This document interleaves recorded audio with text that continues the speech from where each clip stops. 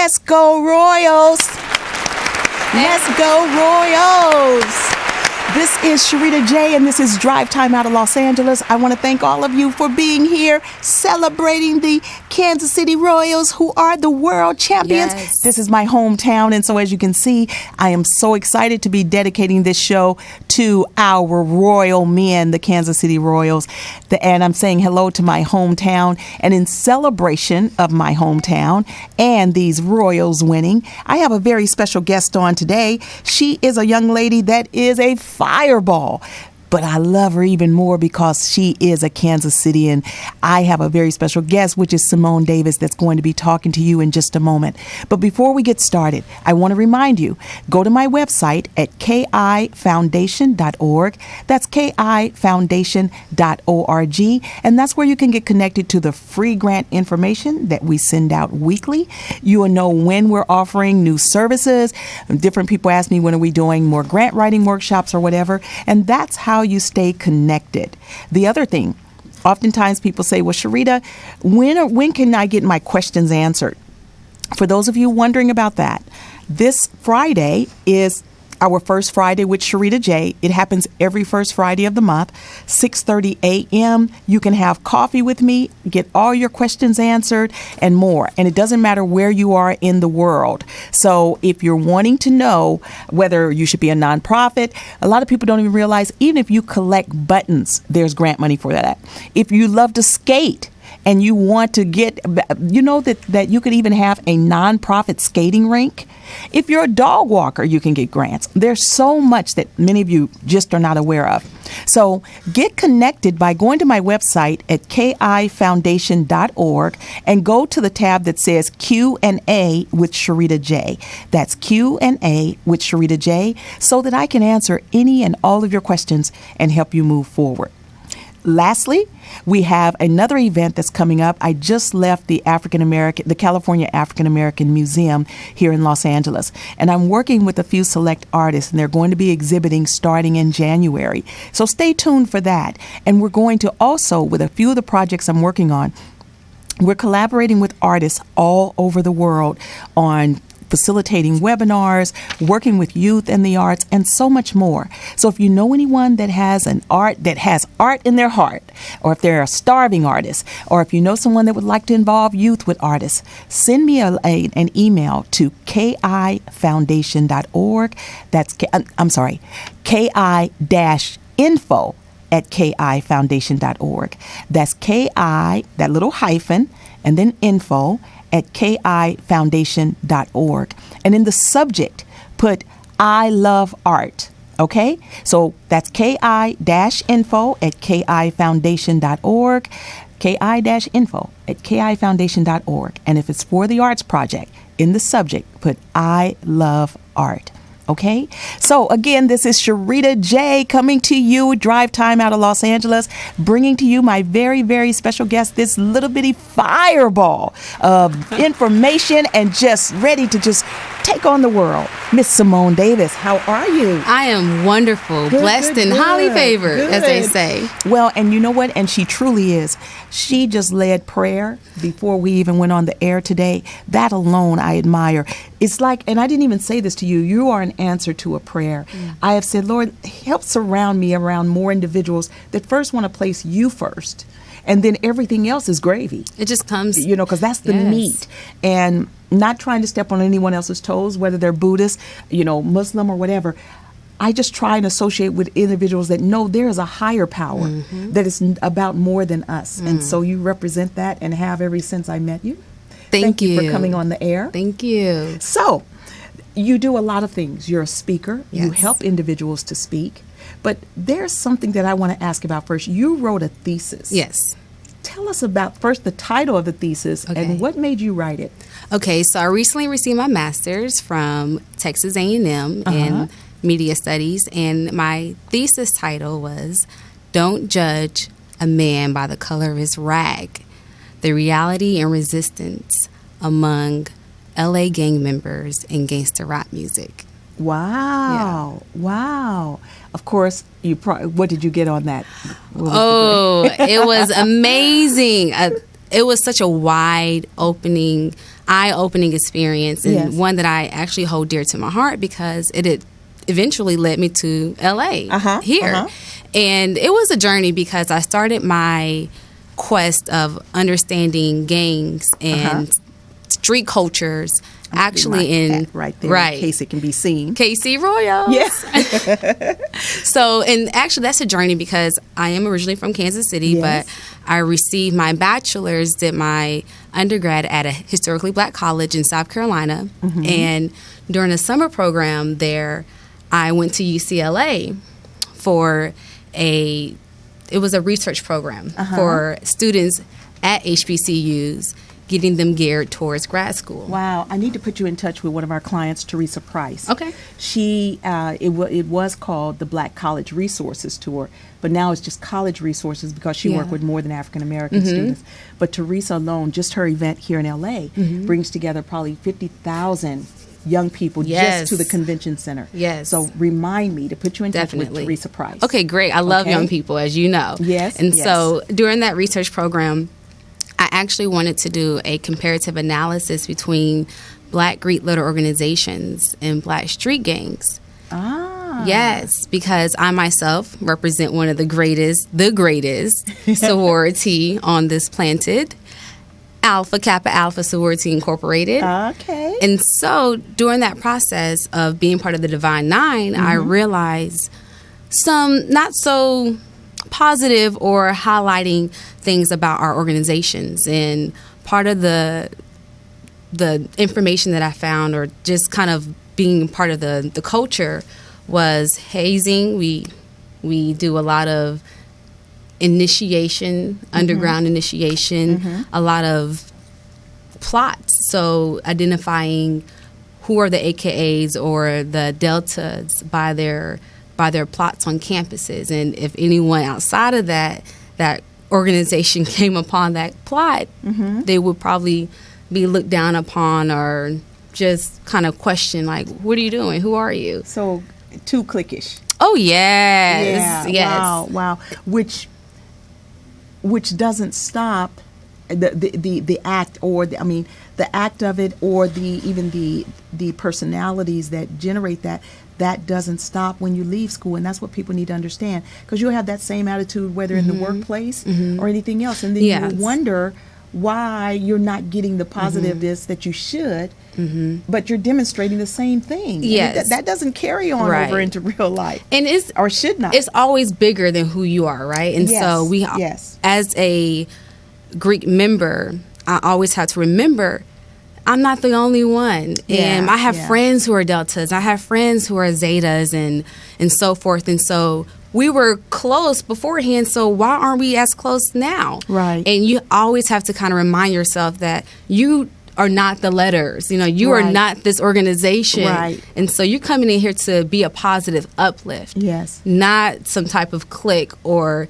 just because I'm such and such now you have to refer to me as the AKA. Right. And so looking and there at was a show even about that, and they were talking the negativeness that was coming out of it. Is that show even I on think anymore? We, as Greek organizations, we petitioned against it. Oh, okay. Because I believe it was Mona Lee that was supposed to, or trying to pilot the show, and it was supposed to bring a negative light or a cliquish light. And there's so much more to Black Greek led organizations than undergrad. Well, yeah, because I know my brother is a Q, and he could go to any city and find his Q brothers, and Oh, they treated yes. him like a brother. And that's what it's that's about. what it's- It is a that's what I thought it was sisterhood. It's supposed a to be about. brotherhood. Yes. But at times, okay, and this gets me to my thesis. Mm-hmm. So at times, we are again so wrapped up into the organization, the social identity theory, or the social identity, that we forget that we are individuals. And so, looking at Black Greek letter organizations and Black street gangs, there were some similarities that professors and authors would discuss, such as plots, such as the initiation process, or the brotherhood of the if you want to look on the bright side, the brotherhood or the sisterhood that kind of connects the two together. Okay. And so during this research program, I realized that I did not have that much information on street gangs, and I was doing these broad generalizations and saying, although Greek organizations are positive and such, street gangs reflect the complete opposite. And that was untrue. And so at that time, my mentor was like, you have it all wrong. Do your research, sweetie, or drop the project. Okay. And so, I woman up. I put my big suspenders on and got to work. Yeah. And so looking at documentaries and books that were published during that time, I realized that there's so much more to this subculture. I wish I would have known you at the time. I've worked with so many members that, hardcore street gangs. I've worked within the prison system. And there's a lot of the brothers that I have associated with would have gladly talked to you about whatever questions that you had. Because I was even shocked when I was working with a project in the prison and helping linking them to jobs when they got out. And we did a survey. And the chaplain said, Sharita, they're not going to answer those questions. And I said, well, can I just try? Right. And he said, sure. Not only did they answer the questions, they attached 2 and 3 sheets of paper written front and back. They want to tell their story. Yes, they do. They want to share the information as to why and how they got involved. Yes. And so that was, I would say, the introduction to this project for me. And I was sold. So that program, I wrote about reasons why men join gangs in Los Angeles and also in Chicago, the Folk Nation and People Nation. Went back to my undergrad at that time, Claflin University in South Carolina, and wrote my honors thesis on reasons why men join gangs in South Carolina. Then I graduated, went to Texas A&M, and all my research was about gangs. And I ended up... Did you write any about women in gangs? No. So when you're focusing on your thesis, it has to be so narrowed and skewed because they want you to really dig inside and then explode it out. And so... The reason I asked, we also formed a nonprofit called Gangsters Anonymous. And I want to. Yeah. And Kenny Mitchell is the client that I worked with. And he and his brother they were initiated into gang life. He was 2 and his brother was 3. Oh. And one of the main things that he talked about, he said, if there wasn't gangsterfied women, there would not be any gangsters. He said, because if women stopped even dealing with brothers that were in gangs, his mother, because she was so initiated into the gang life. And he publicly talked about this, and it's part of his nonprofit. So I'm not saying something that he would not say. And we call that intergenerational. Yes. when you're born into it. Yes. My mom, they wouldn't my dad. wear the opposite color. They both had their ears pierced. Yes. They were taught very early in age how to steal, even sticking certain things under their clothing, and with them being so young. I mean, I was in awe when we were doing that nonprofit.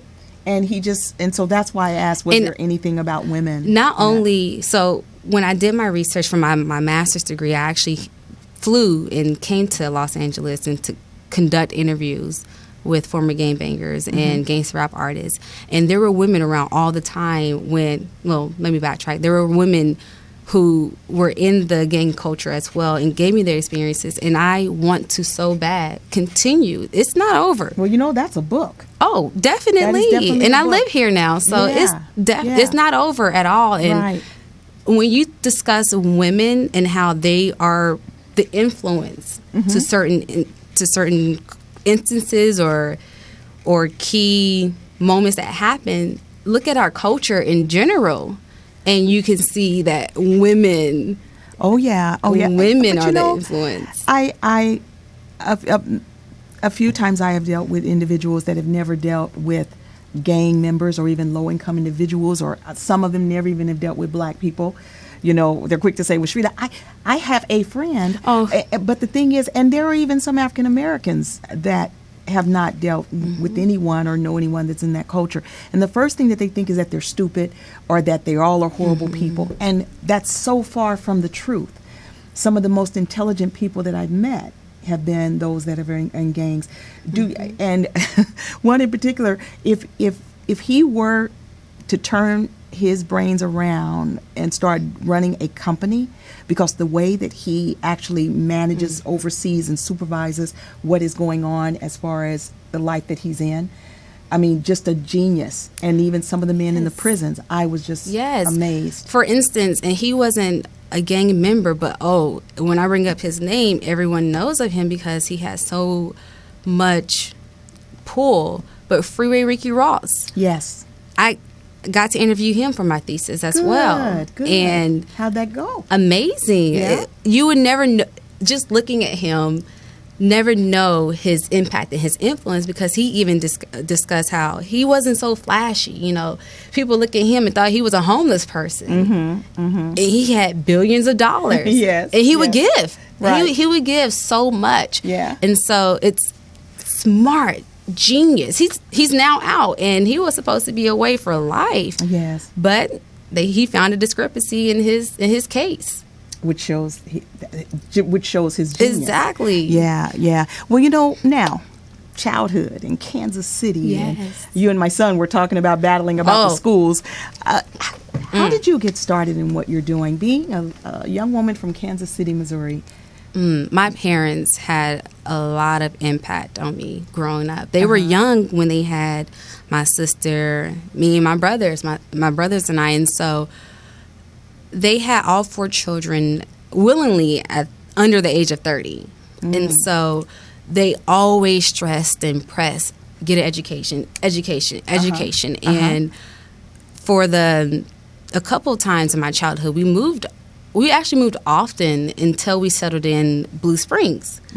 And we moved there when I was in 4th grade. And I just remember just thinking, where are we? Yeah, because then Blue Springs seemed so far away from Kansas City. Not only that, yes, so far away. And with fields in between. Field of white people. You know, so we moved from Kansas City, and my elementary school was right on Prospect, Crispus Attucks Elementary School, and we moved to Blue Springs. Like a foreign land. Lucy Franklin.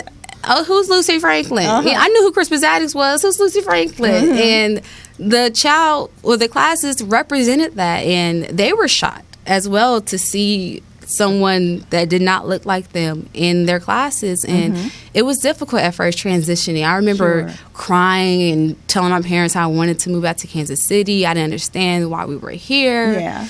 It was harder. The classes were much more difficult. I couldn't understand the content at first, and my parents were just like, we're not moving. This is it. This is it. This is your education. Yeah. And so it transitioned, I would say, took me about a year or so, and especially with the positive and supportive family that I do have, it took some time to realize that I'm bigger and better than this. You know, and I cannot let anyone dictate my future besides me. Yes.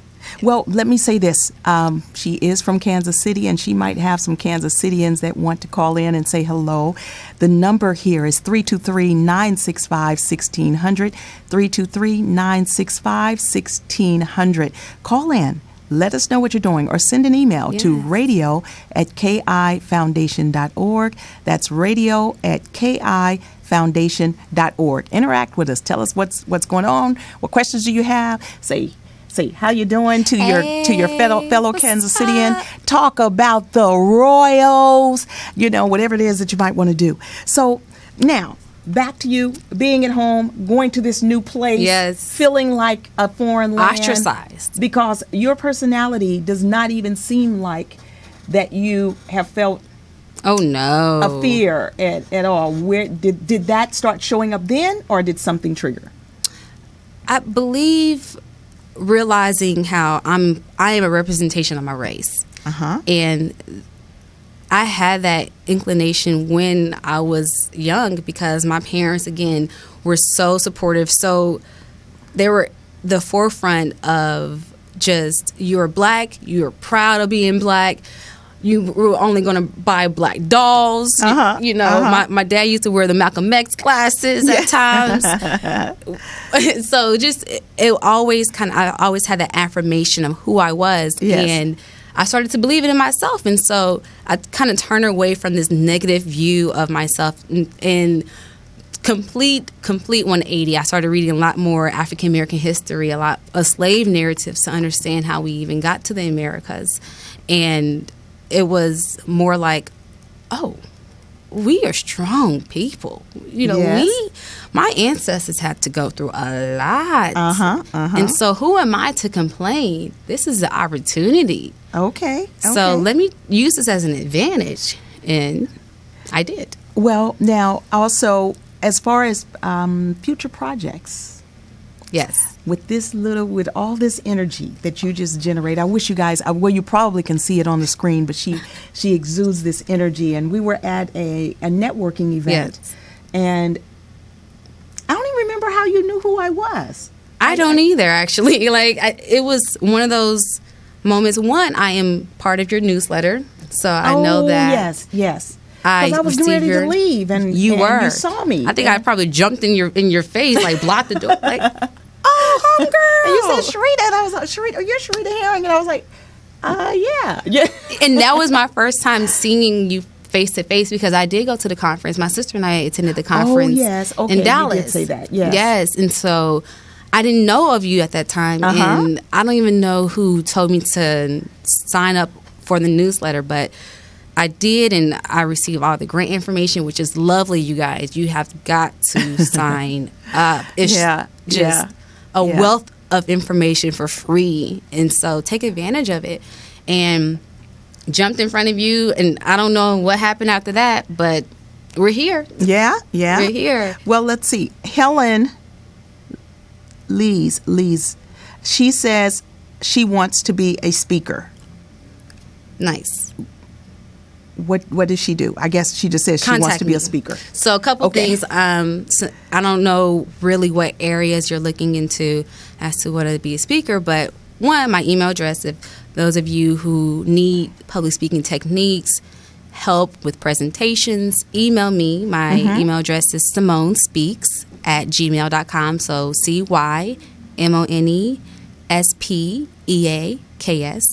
CYMONESPEAKS@gmail.com. And I would say, or ask, what are the barriers? You want to speak? Okay. God gave you a voice, speak. Well, I know oftentimes when someone asks me, they say, well, Sharita, how do I even know where to go? How do I know even if I'm going to charge, how do I know what my rates should be? But let's start at the very first. If Helen or anyone else would like to speak, Yes. what do they do? Okay. Not only will we go through a consultation, so I would ask you these questions. As you can tell, I'm kind of friendly and very energized, and so I would just have simple questions and talk to you, conversation. So what areas do you want to speak? Are you looking to just kind of expand your vocabulary, or are you looking to be an impact to your company, to your business, to your coworkers? And so I would ask, what are your fears? What are your weaknesses with speaking? So is it, again, like continually or keeping a complete sentence together and knowing that period? At times we get so nervous and so kind of uptight where we're doing all these run-on sentences and you're just blabbing, and Yes, just like, yes. I don't know what I'm saying, but I can't stop speaking. Help me. I did that with Jim Brown, the great Yes. Jim Brown, and I was in Kansas City. I was on the air, and I interviewed him. And Jim Brown doesn't take very many interviews, especially now. And it's been about 2 years ago. And I had all these questions, and I was asking the questions, and then I kind of paused. He said, "Is that a period? Is that Or is that a comma? And I was like, semicolon. "Oh, I'm so sorry," but it was a blessing. After that, he said, "Actually, it was one of the best interviews that I've ever been a part of." But I had to relax because I could not believe that Jim Brown was on the air with me, right? So I get that, and I'm Yes. glad that you're saying that, because and I'm an experienced speaker and have been on the air for years. I got too excited, the fact that I was talking to him, and didn't breathe. It happens. I still continue to do Yes, it yes. when I'm excited, and especially if I'm not, if I'm too comfortable. That happens if I'm too comfortable with the person or with my family. I'm just blah blah blah blah blah blah blah, and my dad be like, he tells all this, or he tells this to my mom, my sister, and I, but can you lower your voice? Why are you yelling? And then 2, slow down. Yes, yes. And so we just get too comfortable, or we get too nervous, or we get too excited, and we forget to just pause. Yeah. And at times when we do pause, people are just like, are you done? Are you done now? And so that's one instance where I would just say is slow down. If it is a instance of being nervous or excited, just pause. Plug this back up. Slow I didn't have down. my computer plugged and it just went down. I was looking through my emails to make sure I didn't miss another one. Well, now tell me this: how long have you been speaking? Okay. Interesting. I'm so glad you asked that question because, and I know we're going to talk about this when we discuss future projects. I just co-wrote a book called Voices of Inspiration, and it just made it on the Amazon bestseller list. Yes. And I discussed how during the same time of my childhood, moving to Blue Springs, before I actually moved to Blue Springs, I had a lot of speaking problems and couldn't really form sentences. So I had to go to a speech therapist all throughout elementary school. Really? Yes. My parents really, again, invested that time and energy. Not only could I not form complete sentences or speak fluently, I had issues with reading and math, so I had to continue going to tutors outside of school. And fast forward to grad school, it was so funny because before the first week of grad school, they informed us how we'll be teaching public speaking. Okay. What? Pause. I just came from an HBCU. I kicked it for 4 years. I got my education. I'm now at Texas A&M at a Research One institution. Yeah. And you're telling me that at the age of 21, I'm going to be teaching those who would have been my colleagues had I been at Texas A&M. Yes. And you only give us a week to prep. I needed to kind of prep mentally more than anything else, and I started public speaking. I started being a public speaking instructor at the age of 21 at Texas A&M. Outstanding. Yes, I applaud that. Thank you. We have a caller on. There's our applause. Caller, are you there? Yeah, hello. Hi, how are you? Can't hear. I'm good. This is Simone's cousin, Dakota. Oh, hi, Dakota. Let's see. Simone, just plug you in right there. Hi. Simone, say hello to Dakota. Hi, Dakota. How are you? Hi, Simone. This I'm is my very cousin. good right now. Yes, and you're calling from where? From Kansas City. Yay. Yay! Do you have any question, comment for your cousin? Are you proud of her for being on the air? Yes, I'm very proud of her for being on the air. Yes. Or are you just listening to us, or you see her also in the studio? I also see her in the studio. I was watching on my laptop, but I have a question for her. Oh, All my right. goodness. What is it, Dakota? I just talked to you. All right. Okay, so from what I'm hearing, it sounds like you are a very independent person, and it sounds like you don't care what people think, and you just go out there and you go do it.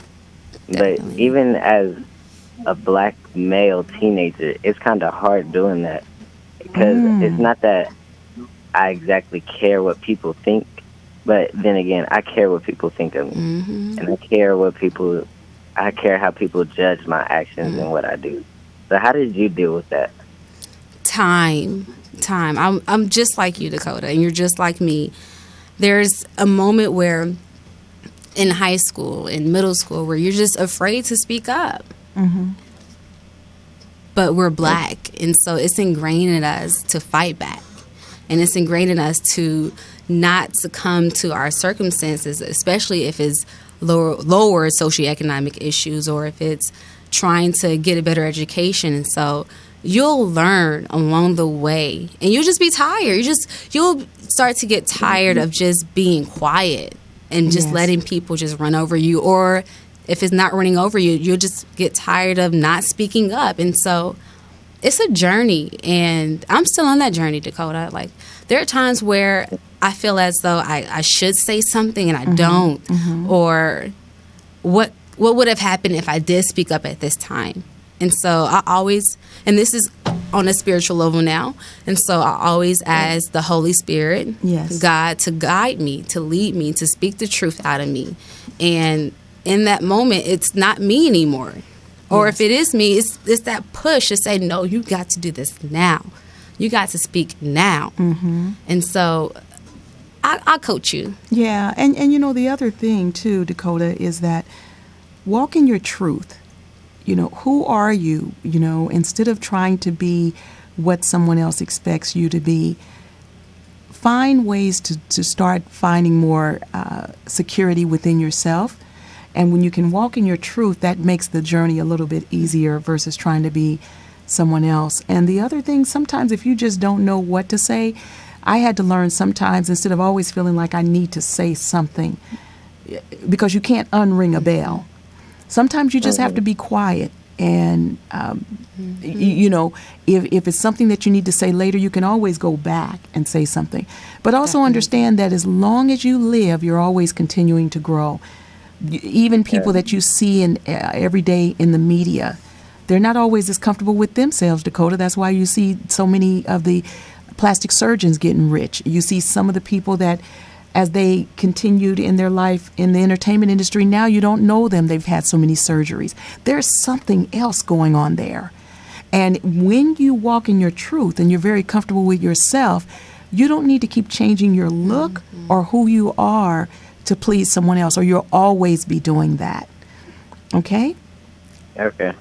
Dakota, thank you so much for calling from Kansas City. Yes. Did you experience the parade yesterday? Yes, I did. It was too much. It was too much.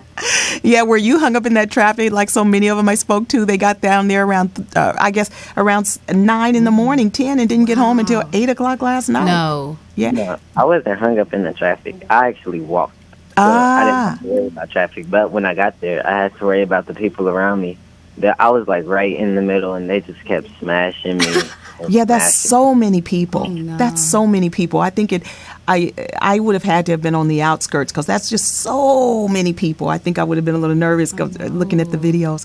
But Dakota, thank you so much. And did you want to say anything else to Dakota? Oh, I'm so proud of you, Dakota. I already know you're just destined for greatness. Yes. And you're independent as well. And you know you're independent. And so I'm to just... make this call. Do you know a lot of people will not call and talk to me on the radio, but they will send an email afterwards? That's courage. That's comfortable Dakota, where you are. how old are you? 16, about to be 17. Wow. When's your birthday? In June. June. Well, Someone happy about to birthday be. early. Yeah. He's 16 and a half, as they say. Right. What school do you go to, Dakota? De La Salle. Ah, okay. I know the school. I know the Yeah. school. I'm from Kansas City too. Westport alumni, Westport Tigers. I can't believe Westport is closed now. Yes. Matter of fact, I hurt my feelings. So many. My Yeah. dad graduated from Southeast. My mom from Ruskin. Southeast is closed. I'm like, what? And he used to rave about Southeast growing up. Yeah. Thought it was like Lean on Me. Well, you know what? Depending on the year that Dakota, thank you so much for calling. We won't leave you on. Okay. Okay. Bye-bye. Southeast High School was the school. Well, that was where the upper class African Americans went. No. Actually, yes. Because, see, for the longest time, African Americans didn't live that far south in Kansas City. And if you lived out by Fairyland, which was 75th Street, you were really doing something. And so that was a more upper echelon school. And at that same time, Paseo and Central High School was supposed to be at that time where the bad kids went. But wow, I'm just amazed. But of course, change. Yes. Everything must change. And with that, my dear, you are going to be, I would say, one of our top movers and shakers. I am so glad to know you. And I'm going to keep an eye on you, because for you to be Please. so young, and the confidence that I hear in you, that you exude, the things that I'm sure you're going to do, I'm glad to know you so that I can watch you and it not you. just be through Facebook. Oh, I'm telling you, I jumped in your face. So, what's some future projects? Okay, so I briefly discussed this before, but I just recently co-wrote a book called Voices of Inspiration. And the title, so the book is composed of 30 or 26 co-authors from 5 different countries and 13 different states. Wow. Yes, and I'm one of the youngest authors in the book, and it's titled A Lesson for Young People, Obstacles Are Successes in Disguise. And so... You hear that, Dakota? We'll make sure you get a copy. Oh, he already read the book. Oh, good. But excitingly, I now have the copies, hardback copies, to sell and to share. You didn't bring one? It's in the mail.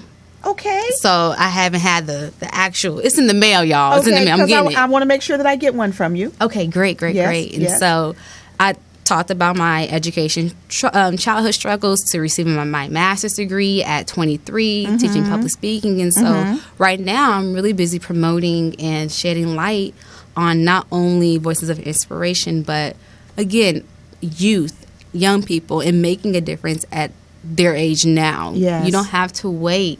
Do Right. it now. Right. My motto is just do it. Just do it. Just do it. Just Yeah, overcome yeah. and do it. And Mine so- is you are your only limitation. Yes. And I'm glad to hear you say that. Are you speaking at schools to young women and young men? Yes, so I recently started that as well. Spoke to the Coca-Cola Value Program, and so I am an educator at heart, and so I like to leave young people with tangible information, something that they can hold, or something that they can grasp when in their darkest hour. And so the presentation that I gave wasn't just a speech. I don't really just talk. I want you guys to talk with me, to talk back, so Okay. we can have a discussion, a conversation.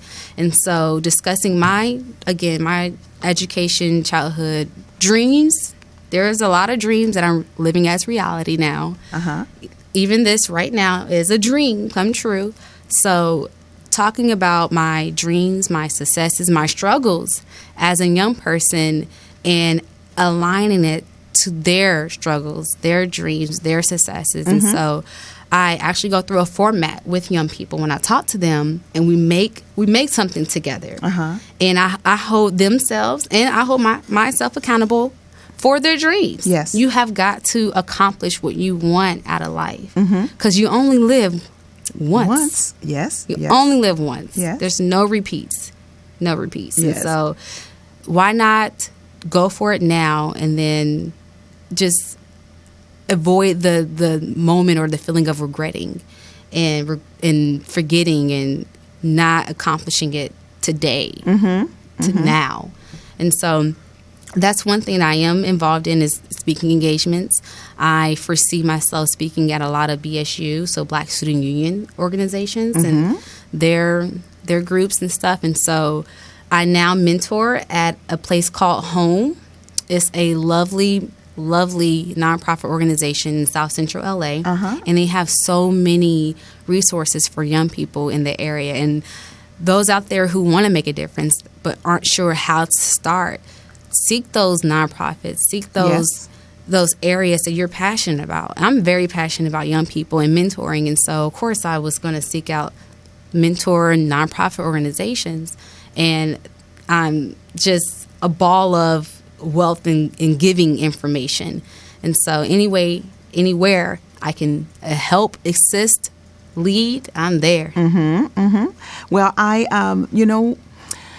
can see you doing that. I can see that. And now, do you have any young women that you mentor one-on-one? Yes. Okay. So a couple years ago, well, not even say a couple years ago, it started actually second semester, my second year in grad school, where I taught 2 classes that were the complete opposite of each other. And it was so funny because I walked in the first day like, God, is this real? Did you really set this up like this? Am I in the wrong class? So my first section of public speaking for that semester, it was, now everyone, I don't know if those out there know about the demographics at Texas A&M, but it is predominantly upper middle class, predominantly white, and it is one of those military or instructional classes or institutions. And so I walked into my first session of that semester. I had two females in that class. The rest were male. Out of how many students? 30. Okay. 30, and majority Caucasian, white, and in their military garb. And so I walk up in there with my Black Power fro. Not ashamed. You know, we watched the Great Debaters all semester. Yeah. So it was such an eye opener for both of us, and I had the great experience. My second class walked in, and nothing but minorities, and I was like, oh. This is at the same. Yes, it's at Texas A&M, the same semester. Nothing but minorities, nothing but Hispanics and African Americans and I believe I was placed in that class because they were all on a scholarship. So they had the class together because they were first generation college students. Okay. And I think they were following their other classes in the same area. Okay. I believe, not really for sure. But in that time period, that's what actually made me refocus my energy on not really teaching, but mentoring. Okay. So again, that was the catalyst of who I am today as far as that mentor area, because when I had my midterm evaluations to see if I was doing well as a teacher, I would have students, Black young women, was just like, we never seen a teacher. We never seen someone so young. Please stay. Thank you. They were thanking me. And I was just like, if only you knew I had to do this. You know, it wasn't as a volunteer. This is my job. And I felt so connected. But not just a job. You were selected because of what they saw in you. Oh, yes. Don't ever let that slip past you. Right. Because it could have been someone else. And if Dakota is even listening, Dakota, know that when someone recognizes in you and you're selected to do something, it's because of what they saw in you. And so often, my dear friend Les Brown said this clearer than anyone I've ever heard. So often we're in the frame. It's like looking at a picture. And when you're inside the frame that's around, you don't see you, but someone else does. And sometimes you got to turn that frame to the mirror so that you see your reflection and see you. Already you're walking in who you are, and just know that even selected for that, they knew your versatility, and that you would be able to, from walking into one room where there's no faces like yours to a room where there's full, and you can still continue and do what's necessary. Yes. 2 days later, or not 2 days later, 2 days ago. 2 days ago, I get a random FaceTime from two of my students in that class, and they're now juniors, young women, and they text me and was just like, Simone, we miss you. Where are you? And we try to FaceTime you. Call us back. So, of course, I was like, my babies. With your little young self. I know, right? I call everybody my baby. If you my mentee, you my baby. Because I have no babies. Yeah. So how would someone get in touch with you? Email and social media, on social media, Instagram, Twitter, Only One Simone. One Simone. And it's the word one, not the number one. Everything is spelled out. Okay. And ONLYONECYONE. Yes. So Only One Simone. Email Simone Speaks.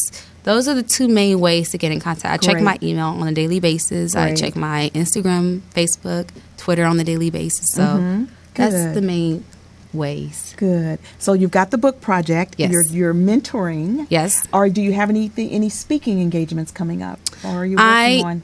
Need to do more speaking engagements. Yes. Okay. I'm always looking out. So she's open. Yes, I'm open to speak to your young people. Yes. Okay. I have a couple coming up, but not any lined up for next semester, which is around the corner. And so I'm on the path right now to start booking some more speaking engagements, young people, professionals, anyone who has a means and a way to influence our generation in a positive direction. I'm there. Yes. The other thing I want to introduce you to, we formed the nonprofit for the Michael Brown family and Ferguson, Missouri, and Ty Pruitt is working with young people, and I think that he would be another really phenomenal connection for you. So remind me to connect you to Ty Pruitt with the Michael Brown's organization. It's called a Chance for Life Foundation, and there's just so many others that I want to connect you to, because you will step up you know. So I tend to do that very lightly because I've gotten feedback that maybe someone was disappointed or someone did not, the collaboration didn't go well with the person I referred. So I don't do it a whole lot, but when I see something in someone and I know that it can benefit the program, and I think that you would just be phenomenal, and your ideas I think would be unique for the things that he would want to do. Okay, so Teresa Price and Yes. Ty Pruitt, I want to make sure and introduce you. I got another question for you. On your journey so far, how would you say that you've been accomplishing your dreams? I'm very reflective, I would say, and that matters. That means something when you can take a step back and say, okay, where am I? Mm-hmm. Where have I been? And where I want to go. Am I there yet? If I'm not, what are the steps to take to get there? Right. Small goals. Take small steps. And I talk about this in my chapter of the book. I give tips. I give tips for everyone at every age, for young people, for young adults, for adults / parents. And so one thing I do mention in the section for young adults is we tend to forget to celebrate as well. We tend to just be so wrapped up in like, okay, I did this. I need to go there though. I'm not there. Yeah. But take a chill pill, celebrate where you are. And so in that journey, I do at times forget to just breathe and just to realize that it's not about being self-centered, self-sufficient, or it's not about just being within your own mind and your own goals. You have to take a step and realize where you are in this world, where you want to be. And so with this journey that I'm on, because it's a continuous journey, and I would say that the current journey that I'm on started when I graduated from Texas A&M and moved to LA without a job. Yeah. Without a place to stay. Sounds like me. So, yes. I did the same thing in July 19th. And where are you 1988. today? Yeah. Where are you? But you have to walk in your truth. You have to believe, and with faith comes finance. Yes. And so I have stuck with that, and I think I see you. We're here. Yes, you gotta invest in yourself. Yeah. You have to invest in yourself before anyone would take an investment. We've got a caller. Caller, are you there? Hello? Hi, it's Jill Lublin calling in. Oh my gosh! Hi, Jill. Are you ready to just fire them up? I'm ready, my darling.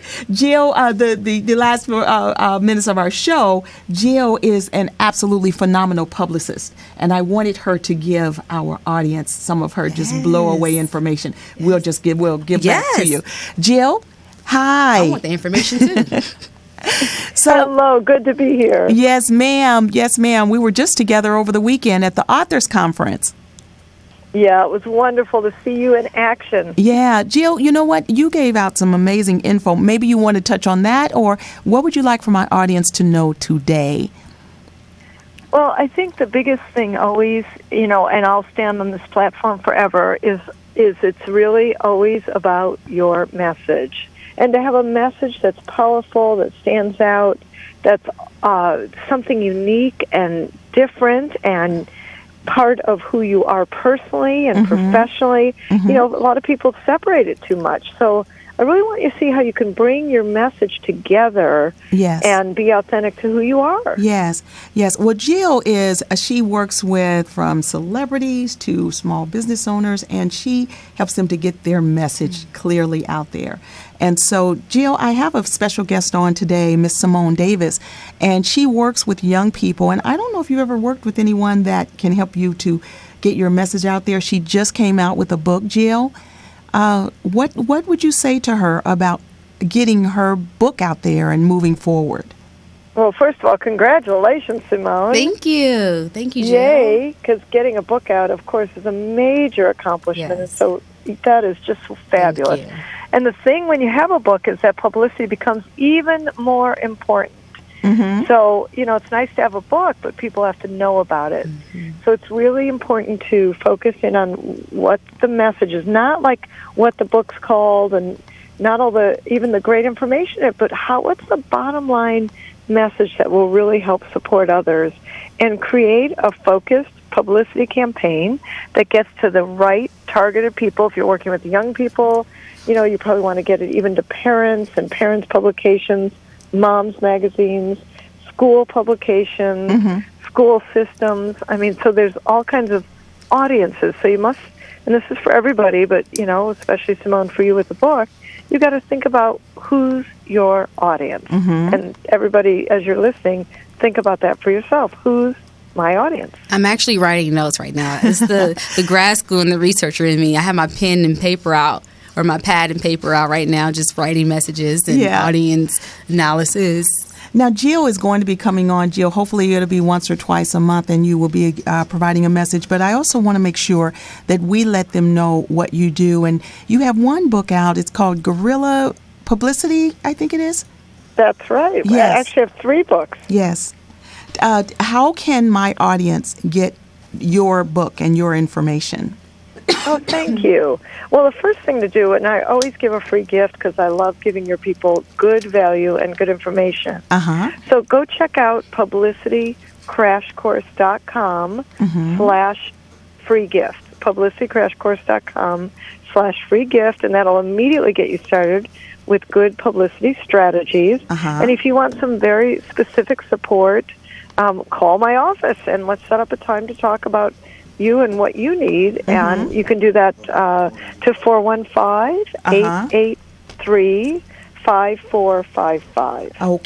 Okay. Well, Jill, I want to thank you. I know that you had a pressing appointment and you were coming in to be on with me at the last minute, and I just want to thank you for taking the time to coming on the air with me. Is there any last tidbit of jewel that you would like to give my audience? That your message matters. And Sharita, thank you for being a blessing and helping so many people spread theirs. Yeah, thank you so much, Jill. I will be talking to you soon. I talked to your office earlier, so we're going to take care of that too. I love it, and I can't wait to see you in my publicity course. Okay. Thank you, my dear. Okay. Now we're winding down, my dear. How would you like? Oh, we've got a caller. Caller, are you there? Yes, I am. Hi. Hi. You're calling in from where? From Blue Springs, Missouri. Oh, good. Oh, I love getting hometown folks. Right. And you are? Tracy Davis. My mommy. Oh, well, hi. Hello. I just wanted to let you to know to keep up the good work, keep fighting for your cause, because you are making a difference. Good. Oh, thank you. Well, you have made a difference. You without a doubt, you are the most phenomenal woman. And looking at your daughter, I know that I'm seeing a reflection of both you and your husband. I'm so proud of you. Again, the day I met her, I just grabbed her and hugged her. We Facebooked, and her energy is she's magnetic, and that it can't be too far away from who you are. So thank you Not for at being all. you. I actually look a lot like my mom. Yes. And so Thank when you you. say it's a direct reflection, it's really Oh, direct. okay, Simone. Other callers, I'm sure, need to get on the line. I just wanted to let you to know to keep up the good work. We need more people like you Outstanding. to fight for the good cause of Black people. Outstanding. Continue. So are you calling in, or you see us in the studio also? I'm trying to.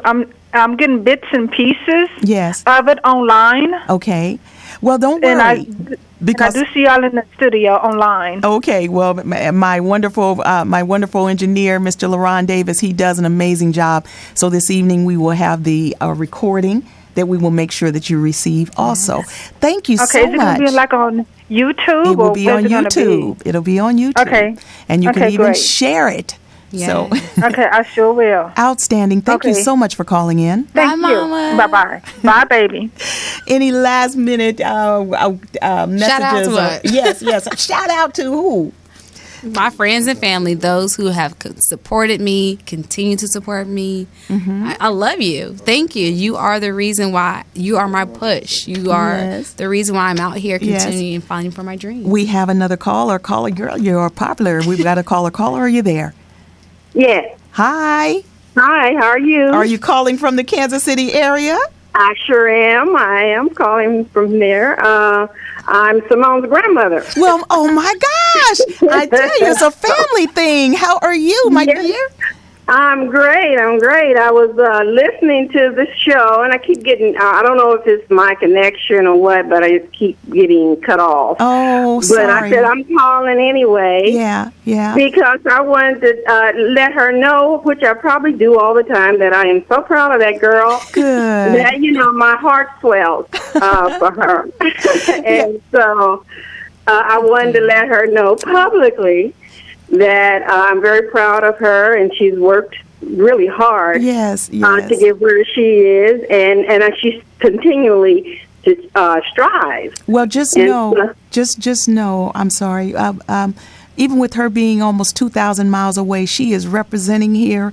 The energy, the exuberance, the way that I know that she's touching lives, even the individuals that I haven't met, you guys have done well, because that old thing about when the cat's away, the mouse will play. She's way away from the cats, and she is a mouse that is out here. She's dodging traps. She's moving and shaking and making things happen. So I'm so glad to hear from you. Yes, and this is my second mama. Oh, okay. I was raised. I'm a daddy's girl. Yes. So growing up, I called her mama too. Yeah. And so thank you, mama. Thank you, grandma.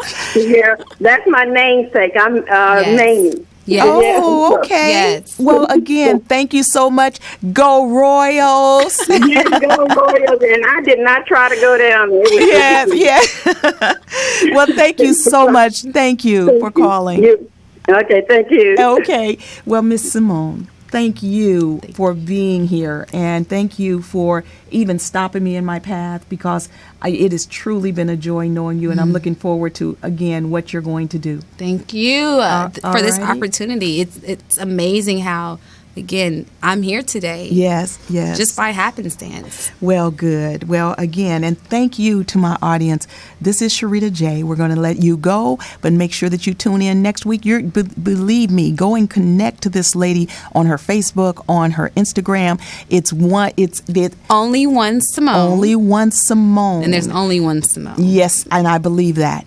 Okay, this is Sharita J. I'm going to have to take these off because I got to put on the winner's cap. This is Sharita J. Drive Time from Los Angeles saying hello and thank you to our wonderful, wonderful Royals. My birthday is coming up on Sunday. This is also my birthday show. I will be 56, celebrating that and enjoying. So you guys, again, thank you for tuning in. This is Sharita J. and my very special guest, Miss Simone Davis. Have a safe week, and we will see you next Wednesday. Bye.